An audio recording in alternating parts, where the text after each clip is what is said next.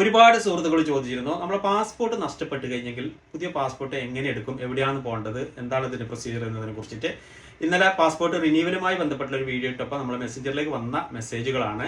നമ്മളെ പാസ്പോർട്ട് നഷ്ടപ്പെട്ട് കഴിഞ്ഞെങ്കിൽ 20-ാം നമ്പർ വിസ ആണെങ്കിൽ സ്പോൺസർ, 18-ാം നമ്പർ വിസ ആണെങ്കിൽ ഒന്നെങ്കിൽ മന്ദൂപ്പ്, അതല്ല എന്നുണ്ടെങ്കിൽ എൻ്റെ ഓണർ, ഇവരിൽ ആരെങ്കിലും ഒരാൾ വന്ന് നേരെ നമ്മൾ ഫോർത്ത് റിങ്ങിന്റെ സൈഡിലുള്ള CID ഓഫീസിൽ പോയിട്ട് അവിടെ പരാതി കൊടുത്തു കഴിഞ്ഞെങ്കിൽ നമുക്ക് അവിടുന്ന് ഒരു പേപ്പർ കിട്ടും. ആ പേപ്പറുമായി പാസ്പോർട്ട് പുതുക്കൽ കേന്ദ്രത്തിൽ പോയി കഴിഞ്ഞെങ്കിൽ നമുക്ക് പുതിയ പാസ്പോർട്ട് ഇഷ്യൂ ചെയ്തെടുക്കാൻ വേണ്ടിയിട്ട് പറ്റും.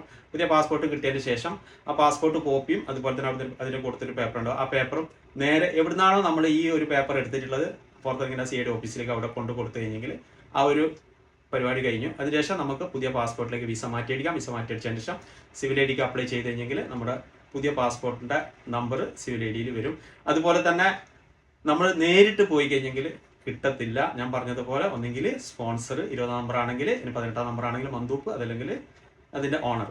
അതുപോലെ തന്നെ ഇവർ പേപ്പർ തന്നാലും നമുക്ക് പോകാൻ വേണ്ടിയിട്ട് പറ്റും. ചില സമയത്ത് അവിടുന്ന് സ്പോൺസറും അതുപോലെ തന്നെ മന്ദൂപ്പ് ഇങ്ങനെ ആരെങ്കിലും വേണമെന്ന് പറയും, നമ്മൾ തിരിച്ചു പറഞ്ഞു.